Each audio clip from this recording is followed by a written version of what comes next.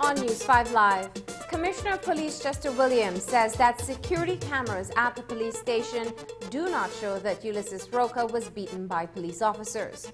Williams says that Roca died as a result of complications related to HIV. Bishop Wright is laid to rest at Holy Redeemer Cathedral. His funeral service could only be attended by a few mourners amid the state of emergency. 2 cops and 4 Coast Guard officers are charged with curfew violations, and 3 cops are fined but not dismissed following the recording and release of a sex tape involving a mentally challenged woman. And the Belize Indian community providing 2,000 food packages to be distributed across the city.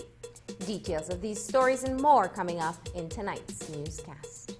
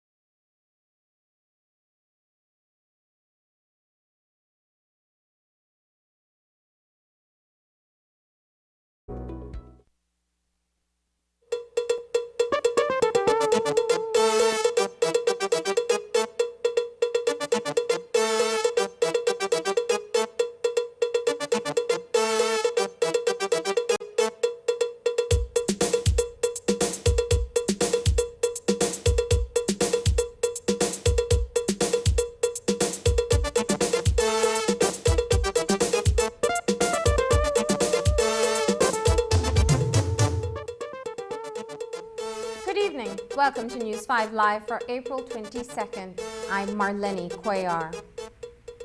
Tonight, there is more on the death of fashion designer Ulysses Roca, who is determined to have died from multiple organ failure. Roca was found dead in his home in Willows Bank Village on April 19th. But before passing, Roca posted an emotional video on his Facebook in which he accused officers of taking advantage of him while he was in detention for breaching the curfew regulations.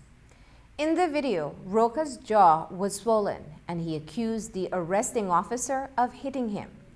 His subsequent death attracted the condemnation of the public and of Roca's family, who accused the police officers of directly causing his death. Commissioner of Police Chester Williams today countered the family's assertion, saying that the cameras inside Raccoon Police Station do not show Roca being hit by the named officers. Commissioner Williams says that the officer who Roca accused was not working on the night in question, nor is he a component of the department's state of emergency operations. Williams further explained that Roca had been beaten by family members in Belize City days before his passing. One key point Williams made sure to stress is that Roca died as a result of HIV complications.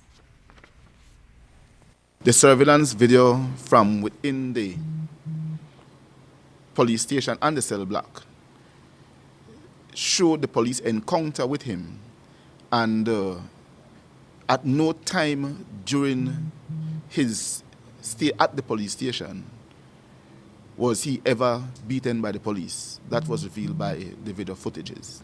The police officer in question that he named, in terms of who beat him, that police officer isn't even a part of the state of emergency operation and was not even working on that night in question or any at all around that time, and he was never at the police station. I got complaint from police officers in Ladyville that one night recently, Ulysses showed up at the Ladyville police station, and he told the police that his family members in Belize City had beaten him and chased him away. And he walked to Ladyville police station and he asked the officers there if he could have spent the night there and go on to Willows Bank the morning.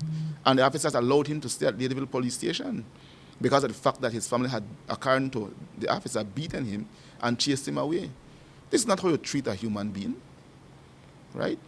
And so if the family members want to be upset because of what I'm saying, I don't care. But it's the truth. And the biggest persons who failed Ulysses are them. And they need to accept that. It's the truth. We have found in that research that a person who is in an advanced stage of HIV/AIDS, that the lip, nose, or whatever it is called, would get swollen and it will show a swelling right in the neck, jaw area. And that is indeed consistent with the type of injury or the type of swelling that Mr. Ulysses Roca had. And we believe that it was indeed that caused that swelling and not no blow to the jaw as was suggested.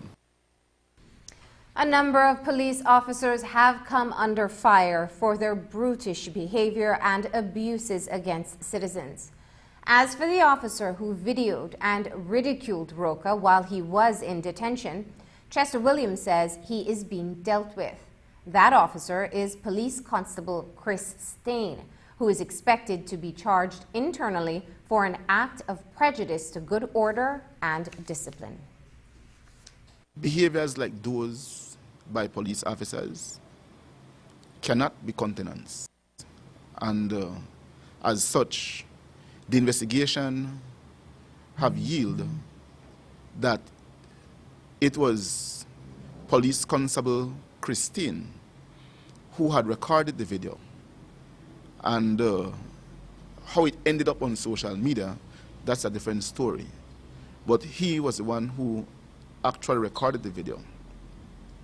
PC Stain is currently being dealt with by Professional Standard Branch, and should be charged internally for an act of prejudice to good order and discipline, and will appear before a tribunal tomorrow in respect to that matter. Mr. Roca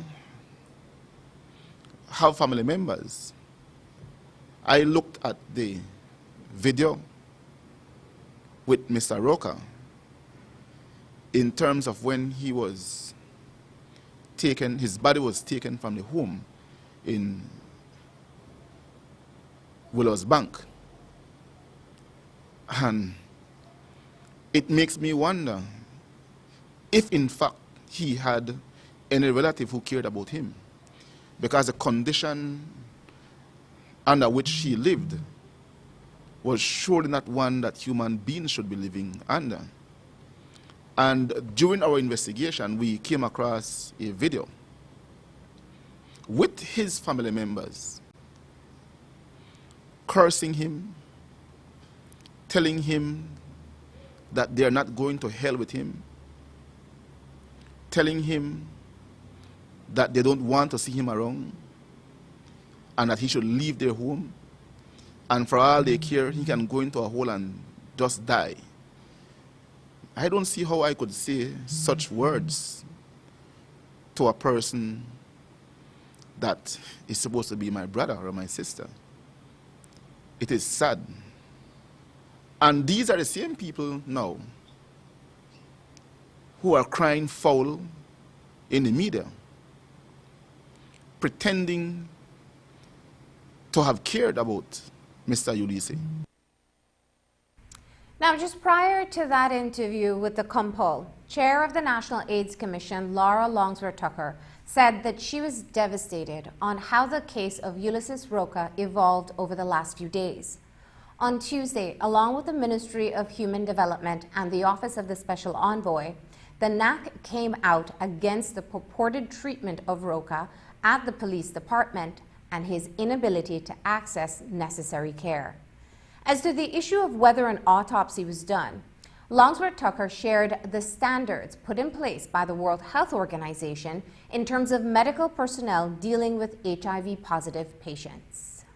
The situation around Mr. Roca's death is not clear. We are not even certain that we have made attempts to determine whether a postmortem was indeed done or not done. We've got reports, but I cannot say because they're not definitively confirmed. So I cannot comment on whether a postmortem was done or not. What I can comment on, though, is the entire treatment of Mr. Roca. From the National AIDS Commission, we have identified the whole issue of stigma and discrimination around HIV and AIDS for many years. But most importantly, we have also recognized the stigma and discrimination against the LGBT community, which is terrible because we are all human beings, and many of us, we have brothers and sisters and partners, all affected by HIV/AIDS, and also by having members of children being, gay or defined as being a member of the LGBT community. We, as a community, have been guided by World Health Standards, World Health Organization standards, and all health systems implemented what is called universal precautions. Just for context, please remember, we have mothers who deliver babies who are HIV infected. Remember, we have patients who are receiving injections who are HIV infected. We have HIV infected persons having surgical procedures done. And we have people who die from HIV infection. If a person's substantial diagnosis is HIV and AIDS, and he dies, there is no point in doing an autopsy because you know the diagnosis, and indeed it is less worrisome for somebody to be contaminated by blood or body fluids from that person. I think that is, if you can think about it, that's fine. HIV infection affects multi-system failures. Longsworth Tucker, however, says that if there is an investigation on a person that was in good health, HIV-wise, and on treatment and receiving care, then the police can request a post-mortem. Jason Shaw, Leslie Martinez, and Anthony Villamil have been charged and arraigned for the crime of willful oppression. The trio is accused of forcing a man and a mentally challenged woman into a sexual act at an abandoned house on Central American Boulevard. The coercion was recorded by one of the officers on his cell phone and released. The video went viral, which prompted Commissioner of Police Chester Williams to direct the Professional Standards Branch to carry out an investigation. While the matter is before the court, today Williams told the media that the officers have been given the opportunity to explain why they should not be kicked out of the force. We have wrote the three police officers involved, and we are asking them to show reasons why they should not be dismissed from the police department in light of the allegation against them. It is a part of natural justice. I cannot at this time say whether or not they will be dismissed, because that will show some bias on my part, who will be the ultimate decision maker. But as soon as their response is received, which I believe should be by tomorrow, I will review the response and will make a decision as to whether or not they will be dismissed or remain with the department. But whatever decision I make must be done reasonably, considering all the circumstances. And again, that will be the interest of natural justice, to ensure that the rights of the officers, as well as the rights of those persons who are aggrieved by their conduct, is taken into consideration. A special sitting of the House of Representatives is being called for April 27th. But unlike past meetings of the House, Monday's sitting will only be by quorum, which means the members will not be present in the chambers. The sole order of business is that government needs the approval of the House to continue the state of emergency. A motion will be tabled and is expected to get full support to extend the period of public emergency in the country for another 2 months. The current state of emergency, which came into effect on April 2nd, is running out on April 30th. So the House will have to approve an extension due to the ongoing COVID-19 crisis. The House is expected to extend the state of emergency, and then it will go to the Senate on Tuesday. On the ground, the lockdown, which is in effect for 2 weeks, comes to an end this weekend. This means that barring any extension to this lockdown, then some sectors will reopen, such as construction and hardware and public transportation. The total Sunday lockdown will also be no more. Depending on how the number of cases evolve this weekend, and if there are no new infections, the reopening of other sectors will be determined by the National Oversight Committee, even as the state of emergency is in place. Already, it is known that the reopening of borders and airports will not take place until much later to prevent any imported cases of COVID-19. At 8 o'clock this morning, the remains of Bishop Doric Wright were removed from the Carl Huchner Memorial Hospital for its final farewell. The 74-year-old bishop died last week, and because of the coronavirus disease, his funeral took a different form, which included a mobile procession that ended at Holy Redeemer Cathedral, where he was laid to rest. In compliance with the state of emergency, only a few members were physically present for his interment. Here is News 5's Isani Cayetano with this report.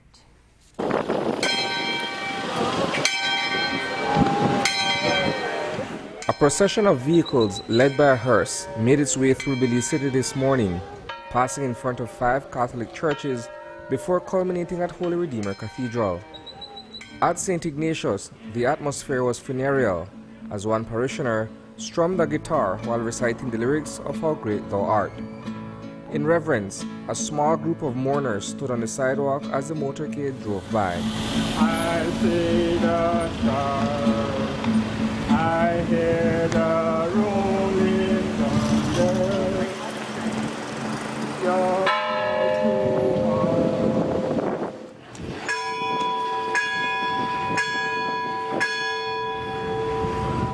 The funeral of a high-ranking member of the Christian clergy soon followed. Bishop Emeritus Wright was laid to rest at Holy Redeemer Cathedral today, the same place where he was ordained 45 years ago. Our brother Bishop Wright readied himself every day to die. I want to go home. But for this day to happen, it had to happen on God's time and according to God's way. His motto on his shield declares, and I quote, it says, "May all begin and end in Christ." Born Doric McGowan Wright, he grew up in the Holy Redeemer Cathedral parish in what was then British Honduras. His first cousin is Anglican Bishop Philip Wright, a fellow member of the Belize Council of Churches.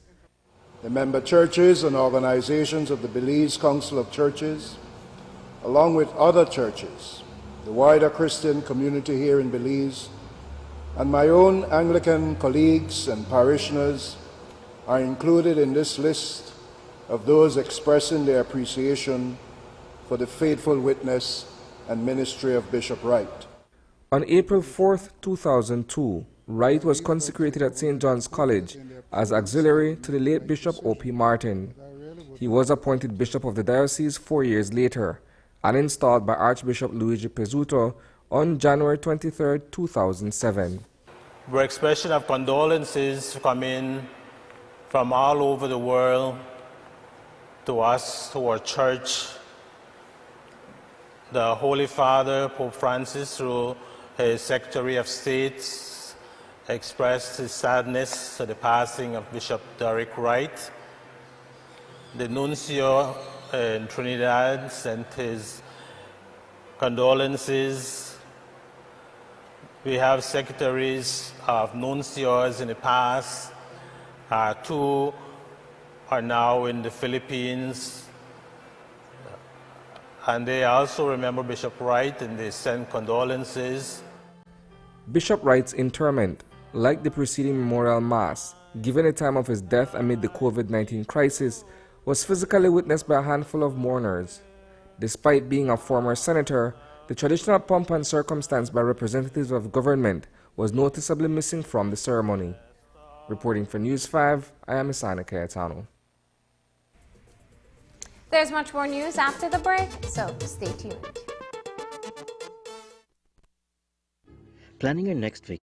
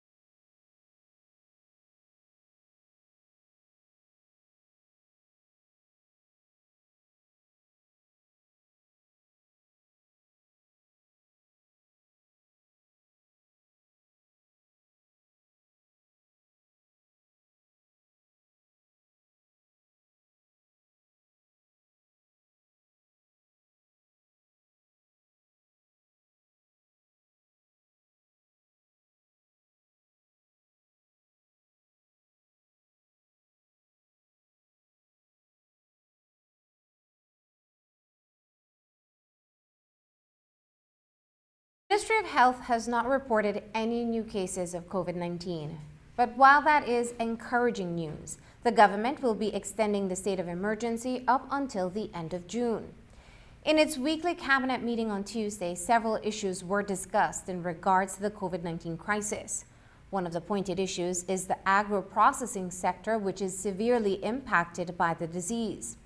In the past 3 weeks, the process of exporting across the border to Guatemala has been frustrated because the chairman of Bullet Tree Village is determined to charge a toll for vehicles traversing through the village. That decision has become a sore point because livestock producers are losing millions in the informal trade. While commenting on the issue of formal trading with neighboring countries, Minister of Investment, Trade and Commerce Tracy Panton also said that it is not certain when economic activity will pick up in Belize. Reopening the economy is a little bit premature. While we do have 2 cases that have recovered, as Dr. Manzanero said yesterday, we don't have a curve. I do believe that at our meeting next week, we hope to relax some of the measures that are now in place so that there can be more movement in the economy, but there won't be any opening of any borders or the airport or anything like that. It is still, we feel that the public health officials have really done a good job. Certainly, we have not shut down the productive sector. We have kept the productive sector open, and we are speaking to the markets where we can export excess. What we can use in the government programs we will be using. But I think it's still a couple weeks ahead of us before we can say we have reopened the economy, so to speak. The position of the government has always been to try and ensure that we can have a formal system for trading, whether it's cattle or poultry or with our neighboring countries. I know the Ministry of Agriculture has been busy and our embassy in Guatemala has been very busy in trying to find a formal channel for this trade to happen, because there are risks. There's certainly great risks for the informal system, and we want to make sure that we capture as much as we can in the formal system so that we can account for what's going across the border both ways.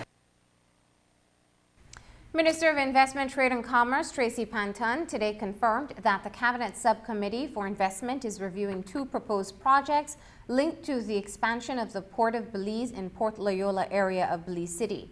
On Tuesday, during a video conference by Chamberlain Consulting, it was revealed that the major development will not only increase the capacity of the import and export services with an agricultural component, but will also feature a cruise tourism facility with docking stations. The investment is in the range of $200 million. Waterloo Investment Limited made the proposal for both projects, which Tracy Panton says go hand in hand. There are 2 projects that the Waterloo Group had proposed. First, a cruise ship terminal, similar to what you see at the 4th Street Tourism Village. And they also looked at the possibility of expanding the port facilities so that we can have better facilities to ship our goods from. Both projects are under review by the Cabinet Subcommittee on Investments. There is some preliminary information that needs to be provided to the committee. Waterloo is aware of what information needs to be provided.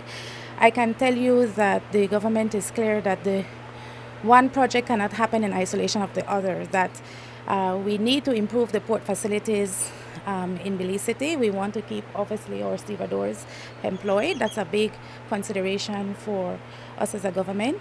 And we need to look at a docking facility for cruise ships whenever that industry comes back. And so both projects are under consideration. We are waiting for additional information, and at that time, a determination will be made. Can you tell us what is the status of the ownership of the port? Is it still in receivership? Has it passed to the investment company? Because we were told that they have acquired some of the assets, including the land. You have maybe a little bit more information than I have. As far as we know, it's still in the receivership. And as soon as we get clarity from the investors, we will be able to report on that. On April 8th, Holy Saturday, opposition leader John Briceño appeared in a recorded statement during which he chided government's response to the COVID-19 crisis. Briceño is co-chair of the National Oversight Committee, a special working group established by the Barrow administration to respond to the socioeconomic and public health issues arising from the pandemic. While the leader of the People's United Party has been critical of the Ministry of Health inadequacies in respect of an explosion of COVID-19 cases over the Easter weekend, he maintains his seat on the committee.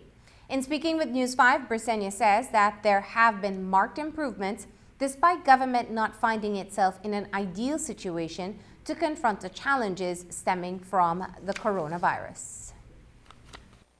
My number one issue was that we had to look at the issues in the Ministry of Health. We felt that there was not enough coordination, proper coordination between the Ministry of Health, the regional hospitals, the Ministry of Health, and private doctors. And because of that, we saw two major problems, the issue with our first victim, and then the issue with Belize Healthcare Partners. Fortunately, at that time, we asked Dr. Ramon Figueroa to come in and to do an assessment, and he found some of the very same things that we were talking about that need to be addressed, and most of it is being addressed. Even with the Doctors Association, with the doctors and dentists, the BNBA, I think is the acronym, BNBA. Even now, they're starting to have more dialogue.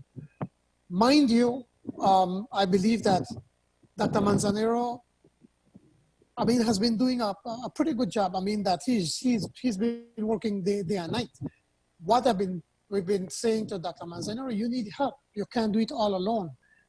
So with persons like Dr. Figueroa coming in, and the Speaker of the House, Laura Langsworth, and Daisy Garcia, and others, and Lesbia Guerra, and Nurse Bulwa, all of them have been working closer with Dr. Manzanero, advising on areas that need to be addressed. And it is getting done. We're not where we want to be, but at the very least, I think we have improved a lot of what we're doing. I believe now that this crisis is one that is affecting everybody. And I feel that I have a responsibility as the leader of the opposition to do my best to be able to work in the Oversight Committee.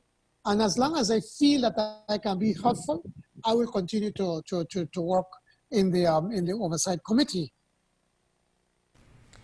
6 law enforcement officers have been charged for being in breach of the curfew regulations. 2 police constables appeared before a magistrate on Tuesday. They were arraigned and given bail. 4 members of the Belize Coast Guard, 2 in Punta Gorda and 2 in Belize City, have also been charged for breaching the curfew regulations. Commissioner of Police Joseph Williams says this shows that the department is making no exception. But one of the police officers felt that his colleague shouldn't have arrested him. In fact, in a police officer WhatsApp chat group, an officer posed the question of whether this latest action by an officer may have started a war between cops on the north side and those on the south side. Commissioner Williams says he's having none of that. Those 2 officers appeared before the court yesterday. As you rightly said, they were charged for being out during curfew hours. And again, we have tried as best as we can not to discriminate in terms of how we enforce the state of emergency regulations. May I say that four Coast Guard members have also been charged under the Coast Guard, under the state of emergency regulation, 2 in Punta Gorda and 2 in Belize City. And that goes to show that there is no exception, even when it comes to members of the security forces.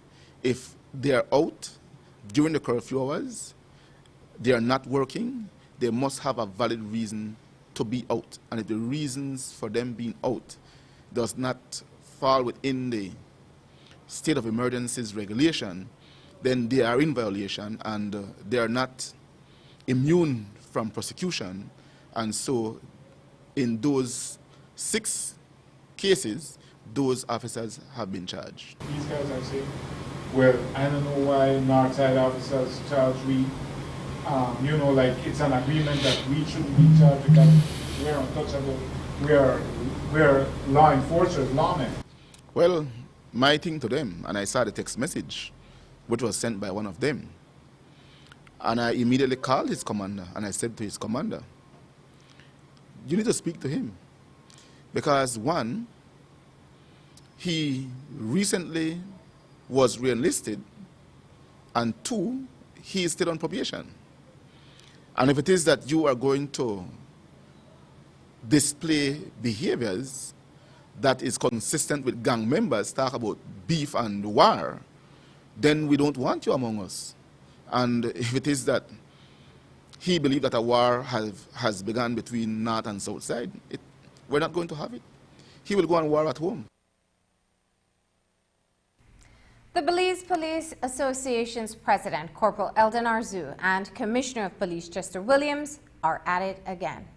Arzu and Williams are said to have a strained relationship and have even battled in court over the legitimacy and legality of Arzu's presidency. Arzu recently wrote to the minister complaining that the Compol has refused to place the association's members as a part of a committee to discuss the salary of police officers during this pandemic.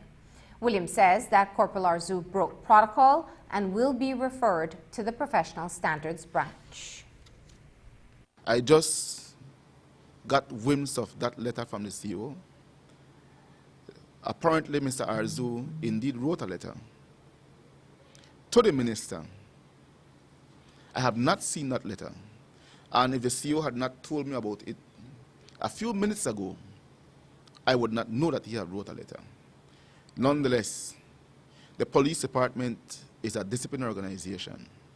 We have protocols by which we do things. And for a corporal to write a letter to the minister without going through the commissioner is a breach of discipline. And as soon as I get a hold of that letter tomorrow, I will forward it to PSB for internal actions. I am not going to continue to have a fight. If a matter of fact, I have never had a fight. Mr. Arzu needs to understand what is his rank and what is his role. If it is that Mr. Arzu, who seemingly wants to be president for life, will not audit the account and give account of the account to the members, then something is wrong. Look like this Korea and North Korea. You become president for life. It's a matter of Mr. Arzu need to know what his place is, what his role is, and play that role. We currently, or there is currently some negotiations with government and the different departments and unions in terms of looking at public servant salaries. I have designated Mr. Jones and Sergeant Jane Usher to represent the police department in those meetings. Ms. Usher is going to represent the lower ranks, and Mr. Jones is going to represent the senior officer rank. And that is within the power or the purview of the commissioner to decide who goes and represent the department in meetings of that nature. And those are my nominees. But police officers are yet to be held criminally charged for the vicious beating put on Alejandra Chavez, a 77-year-old resident of the San Martin community in Belmopan. The incident happened on April 3rd when police were out on curfew patrol. The officers were reportedly pursuing 2 persons after 8 o'clock that night. The pursuit led police to Chavez's residence, where they brutalized the elderly man. It was all captured on video. While the investigation is nearing its end, the officer commanding Professional Standards Branch, Superintendent Dwayne Sutherland, says that Chavez has yet to make an official report. On several occasions, members of the Professional Standards Branch visited him at his residence with a view to try to obtain a written statement. That written statement will then guide us as to how we proceed with this matter. He asks of us to hold on so that he can consult with an attorney, and once that consultation is met, he will then come to the professional standard branch along with that attorney and give that statement. So we're waiting on him, and until then we will proceed further with that investigation. With that same incident, nevertheless, there were two other individuals that were injured. One by the name of Sir Hochan. He was also treated at the Western Regional Hospital for injuries. He was released. His injuries was classified as harm. He gave a statement stating that he do not want to pursue the matter further. Nevertheless, he will be utilized as a witness within the other investigation, within the other two persons' matter that is still pending. The third person that was injured in this incident is one Gustavo Peverol. He sustained injuries to the lower abdomen and is allegedly, he was allegedly injured as a result of rubber bullets or non-lethal bullet that was used on him. The investigation continues. We are almost through with the investigation, and as soon as we're completed with the investigation, hopefully sometime next week, an officer or officers will be held accountable for the injuries Mr. Gustavo sustained.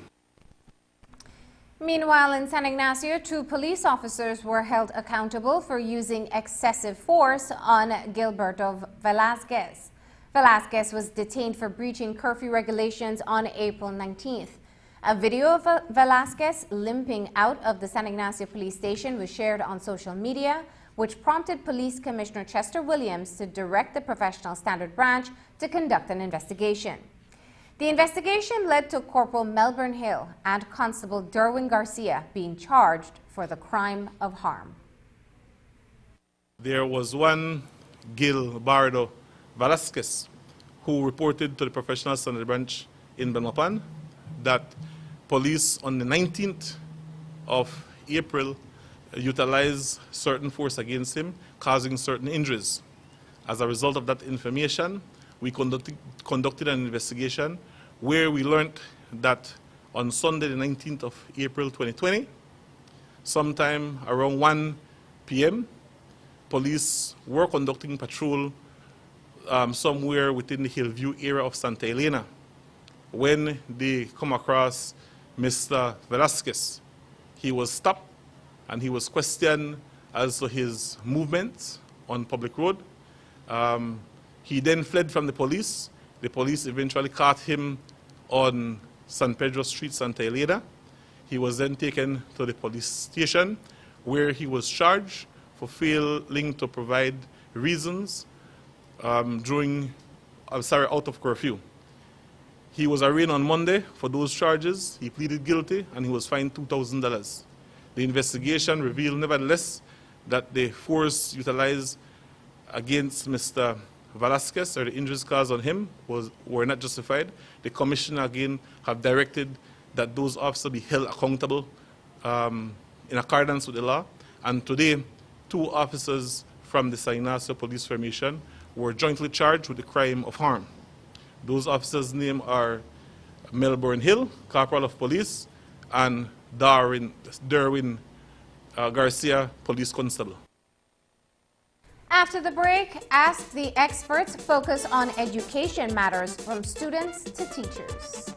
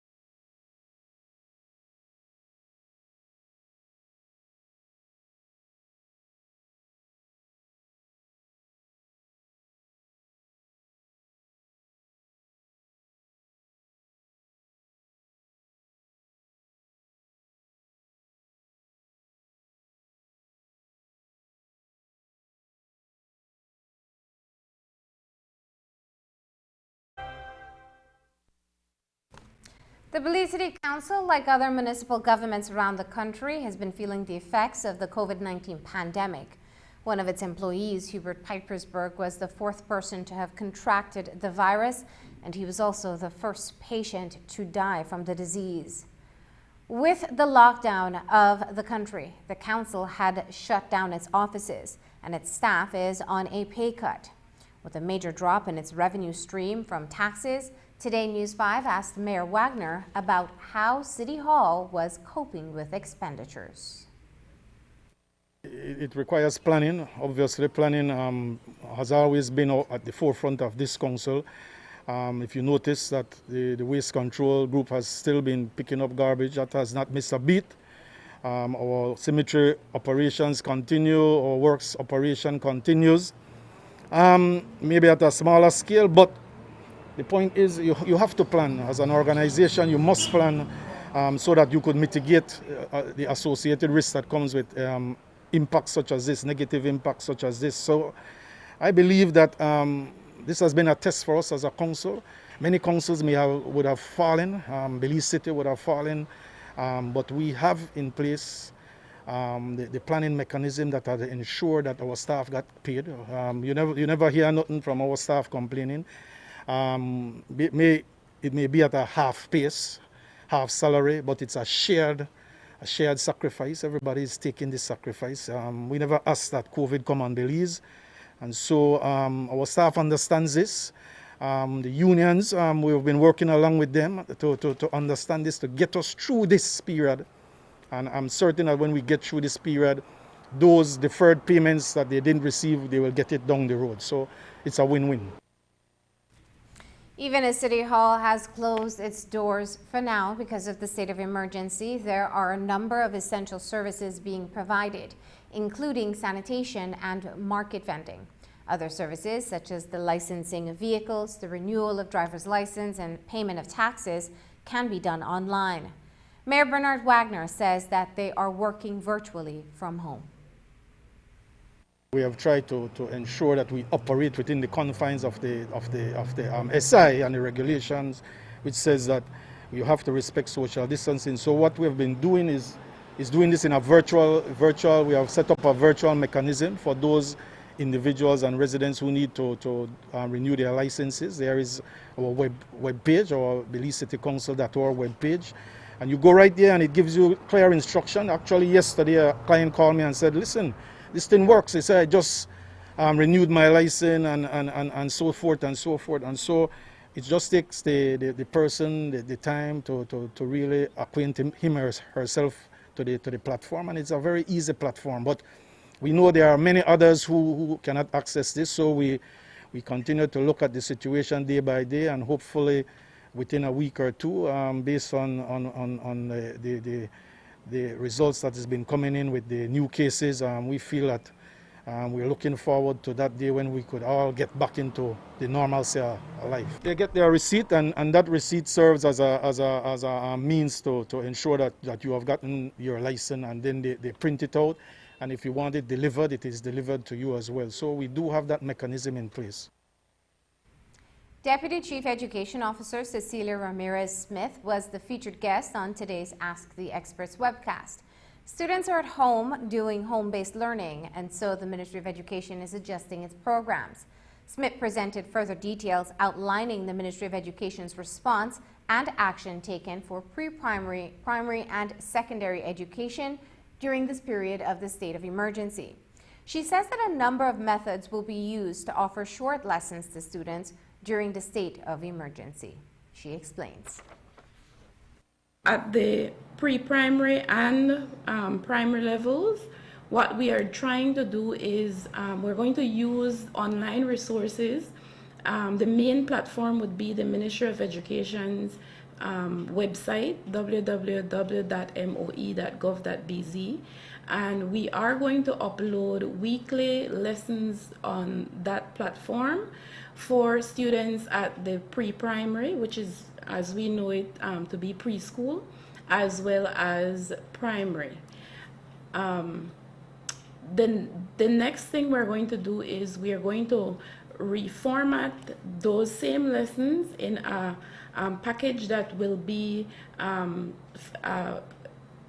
compatible for radio broadcast. So we are hoping to reach more students if we are able to produce the same set of instructional lessons to those that might be in rural areas, for example, that might not have easy access to internet or data, and so they can listening on the radio. It's really going to be short lessons, 15 to 20 minutes per day per grade level. And so all the students will need to do is to pay attention to the broadcast schedule and tune in at that time and get the lessons for the day. And then there's one other group that we are going to try and reach, the students that don't have either access to data or to the radio. We're going to try and prepare some print resources. These print resources will be in line with what we are putting online and what we are broadcasting on the radio. So the students only need to get access to those print resources, and over the period of a week, 2 weeks, they can work through the lessons in the print resources that will become available to them. When it comes to the secondary schools, Smith says that a similar approach may be taken, but some aspects may vary because of the level and age groups involved. She notes that the high schools play a critical approach in the implementation of these short-term academic measures.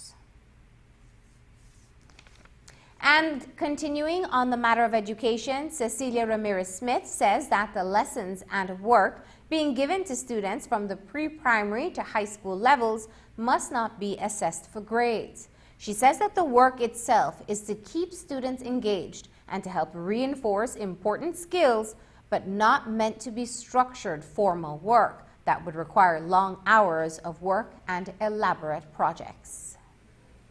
We do not expect that students at this level will be assessed formally in any way during this period. It is the very reason why we have gone ahead and we have canceled the national standardized exams at this level, because this is not the time for that. We do want to keep them engaged, but we are not concerned about making sure that they get a particular grade on a particular subject at this time. And so what we want teachers to understand, school leaders and teachers to understand at these levels, the pre-primary and the primary level, is that what you can do at this time is you can make sure that you are in touch with your students. One of the things we don't want to hear at these two levels is students working on major projects. When classes were called off in March, the ministry immediately opened up a hotline that would allow us to engage with the general population to find out how they're doing and what challenges they're facing, and all with the intention of trying to help them to work through this difficult time. And many of the complaints that we received were for students at the primary level. They had to engage in some elaborate type of projects. They had to build solar systems. They had to, and none of that is necessary during this time. What we really want to do is to make sure that students continue to learn, but that they can continue to learn in a fun way, an interactive way, a way that will appeal to their senses during this time, because it is a difficult time. And so we want teachers to remember that. Again, when it comes to the secondary level, Smith says that the approach may be a little different and there is some flexibility in how students are engaged. While that information is for the students, there's also some news tonight for the teachers. Smith of the Ministry of Education announced that the processing of teachers' license continues. She tells us more about the steps required to apply for the license during this time. A teacher, to remain employed, has to have a valid license. So if a teacher is in a position now where his or her license is about to expire, then a submission for a renewal or an extension on a particular license still has to happen. And the way in which we are going to do that now, since our offices are not open, is we are going to ask teachers to prepare their application packages, which is usually a form with some supporting documents depending on what type of license they're seeking, and they are going to submit those electronically to the manager, the district education center manager for each district. There is perhaps one piece of document that we normally require an official document, meaning that it should be in a sealed envelope, which is normally a transcript or the progress report if it is that they're applying for a special permit or an extension on their license.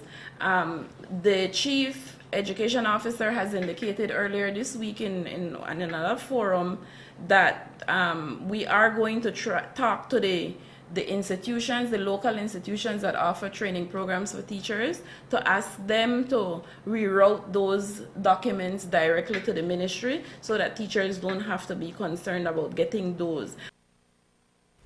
And while the ministry has called on teachers to play a critical role during this time that classes remain closed, today Smith says that they are also making some resources available for all teachers. Those resources include online material to offer support to help them transition to distance learning. We also want them to pay attention to their own professional development. And so during this period, the ministry will offer, in the first instance, at least 2 online professional development sessions for teachers. One of them is focused on psychosocial support for teachers. It is a difficult time, and we are concerned about the well-being of teachers, and so we're going to organize a training session that focuses on that area. And then the other one has to do with helping teachers to transition to online learning. It's not black and white, and it's not the same as I teach you in a face-to-face session, and so I can just use that and teach you by distance. The science is a little bit different, and so we have a training session that will focus on helping teachers to understand how to do that. Both of these sessions are going to be offered to teachers at all levels, and teachers can register for these online sessions once they are made available. The registration portal will be ready for next week. You can find the details on the Ministry of Education's website and Facebook page. The ministry says that teachers will need their Belize Education Management Information System number to access these online resources.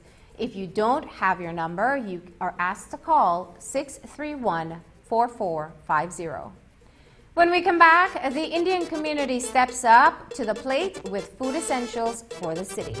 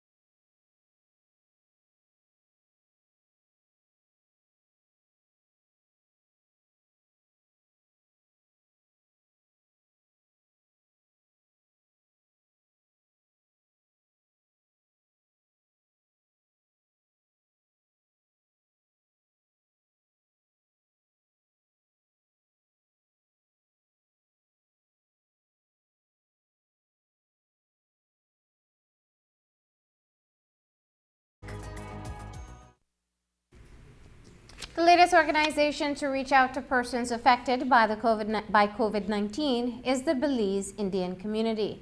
Today, they delivered vouchers to be used by persons who are eligible to collect baskets of basic staples. As you know, there is a thriving Indian community in the downtown area, so a number of persons who reside in that area will be benefiting. Dwayne Moody was present for today's event. In Belize, as is the case elsewhere, the COVID-19 pandemic has shut down economic activity. Thousands have lost their jobs and income and have become dependent on relief and pantry programs to survive the crisis. The Indian community in Belize, majority businessmen who live and operate within the old capital, has come together to procure and provide basic essentials for over 2,000 food packages to be spread across the city. We all got together about 2 weeks ago to try to figure out what we can do for a lot of the families in the city that are struggling because they've either lost their jobs, they're struggling to meet because maybe one parent or one person is has lost their job. And so therefore we got together and we said, let's wait until see what exactly happens to all the different programs and where people are going to fall through the cracks. What we decided to do, because of rather than going out and trying to get to these people, because we might not understand the logistics, is to create the vouchers and go into the various constituencies and look for the institutions that have the wherewithal to do that. And we will then hand it to them, and we're going to, and not to overwhelm the system and not to have these long lines, we're going to spread it over a period of 7 weeks.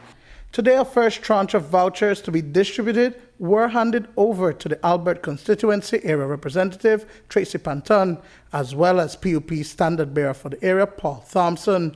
Panton says that a number of persons, particularly shut-ins and the elderly, who have not benefited from any of the current relief and pantry programs, will now receive assistance. We just gave out this week a round of provisions to what we call the most vulnerable, or shut-ins or elderly who can't make it to pick up a pantry bag or to have access to the food assistance program.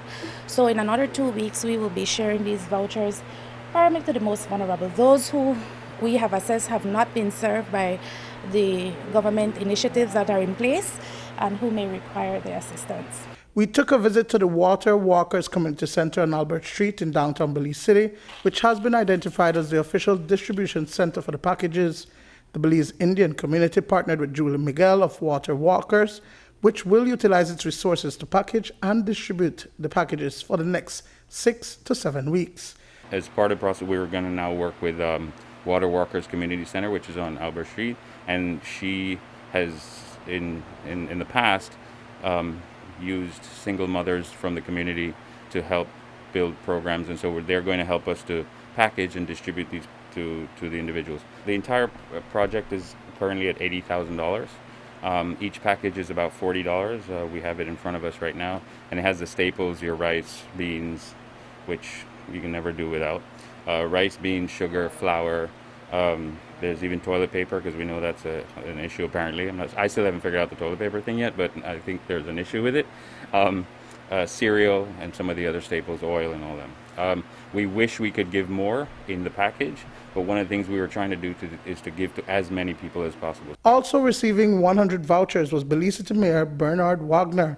He says that many residents have made an appeal to City Hall for assistance, and now they will be able to. This is just another entity doing their part as well, and I'm certain the residents of the city will appreciate it. There are those elderly people who may not have the capacity to really go out in a line and stand up for some time, and so we will, from our city, we have the resources, we have the trucks, we have the staff who will be able to essentially access the package for those individuals, and then really take it to those elderly people and the neediest of the neediest. That is where we want to touch.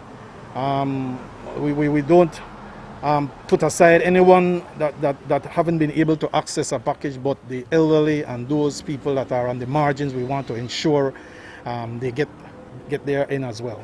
Participating along with Dinesh Bourjwani in the handing over today were past president of the Belize Indian community, Priti Wadhwani, and Honorary Consul General of India, Arun Hajandani.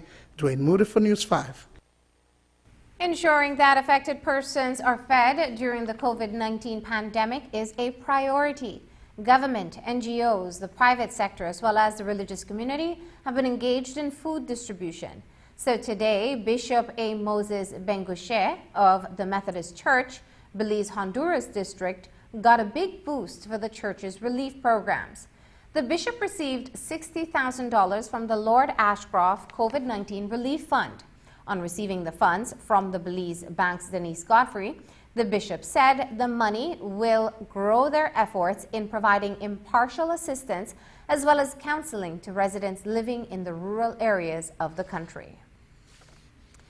On April 15th, the importation of single-use plastics and styrofoam into Belize stopped. And in 3 months' time, local manufacturers will also stop production of these items as the country moves forward to completely phase out plastics.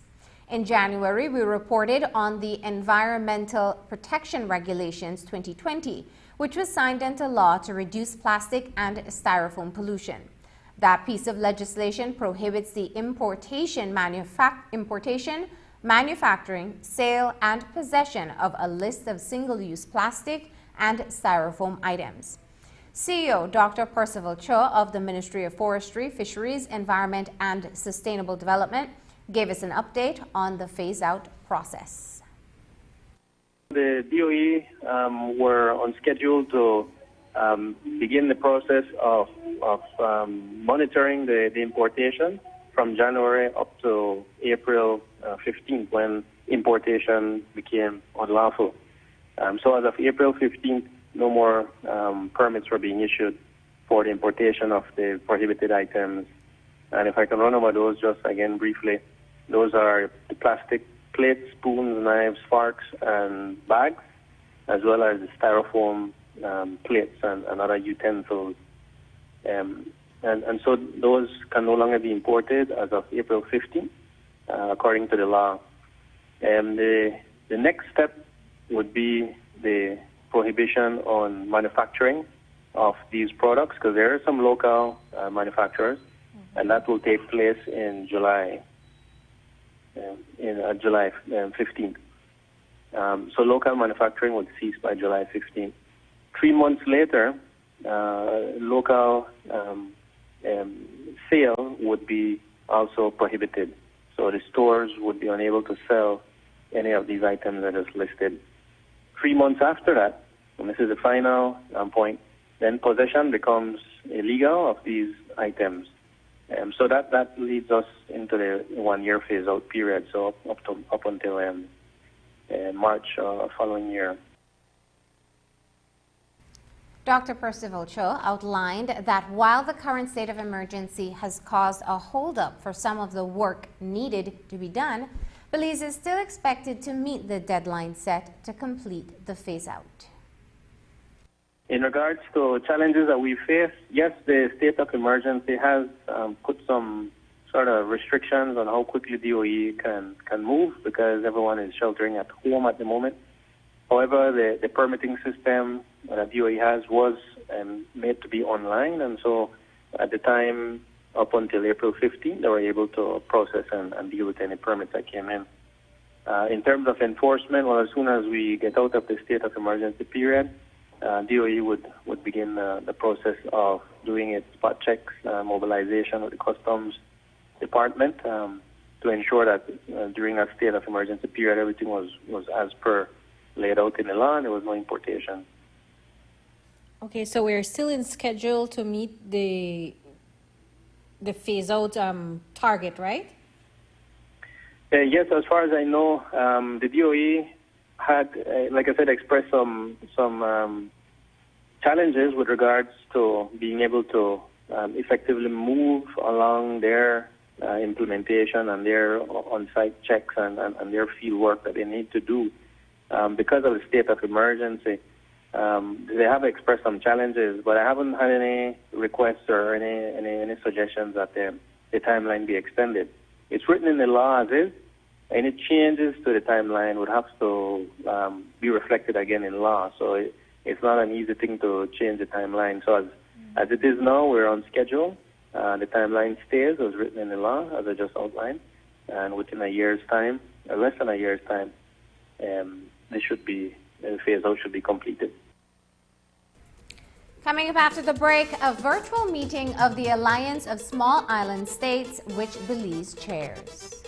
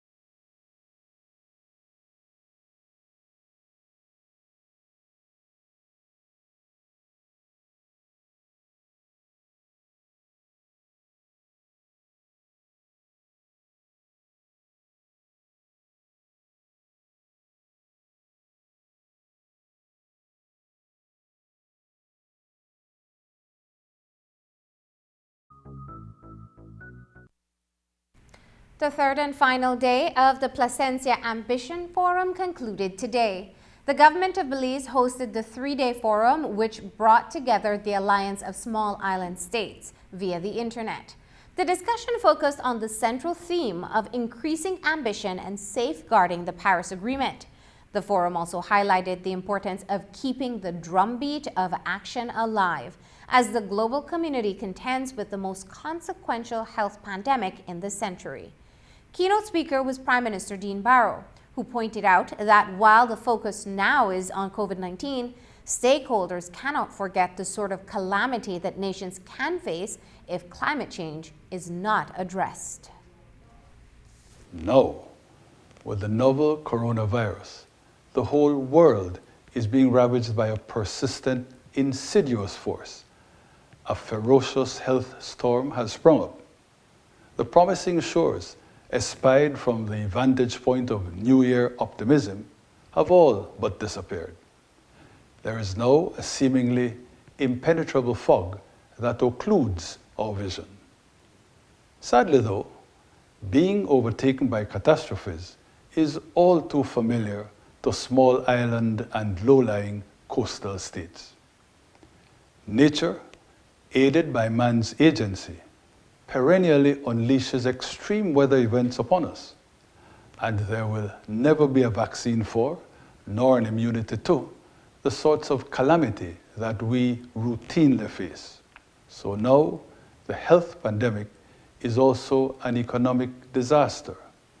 The downward revision of global outlook is the most precipitous since the great 2008 recession, and life as we know it has been completely upended, changed forever. Science portends that a crisis of this proportion and global scale will not be an exception. Humanity must recalibrate its trajectory to align with sound markers for sustainable development. It must also do an aggressive about-face to hold temperatures to 1.5 degrees Celsius. Failure on either score, it is no exaggeration to say, will breach the thresholds for planetary stability. This could well trigger a cascade of tipping points, with one crisis begetting another, from Earth systems to human systems. Prime Minister Dean Barrow, COVID-19 magnifies the importance of key island priorities for the global climate change agenda. If left to the small island and low-lying coastal developing states, history would absolve us. That is because we would seize the moment and tackle decisively not just the consequences of the pandemic, but the persisting climate and ecological devastation. Make no mistake, AOSIS fully supports the focus on finding a cure for and recovery from COVID-19. We point out, though, that there can be no cure for climate inaction. Accordingly, we must all press for delivery on the promise of Paris. We are an alliance of low-lying islands and coastal states. We confront destabilizing and extreme natural events on a continuous basis.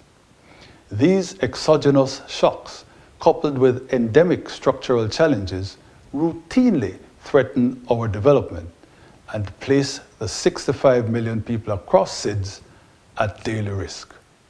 To put this in perspective, in the midst of this global pandemic, 4 island states, Solomon Islands, Vanuatu, Fiji, and Tonga, suffered tragic impacts of a Category 5 cyclone. A few weeks from now, it will be the Caribbean's turn to face a predictably volatile hurricane season. The gravity and the urgency of the climate crisis is such that, according to the IPCC, we may only have a decade to escape the most dire consequences for people and planet. And that's the news. Don't forget that tonight's broadcast is available in both text and streaming video at channel5belize.com. You can also connect with us on our Facebook page at facebook.com/News5Live. I'm Marlene Cuellar. Thanks for joining us, and from all of us here at News 5, please remember to wash your hands, keep your social distance, stay home, and stay safe. Good night.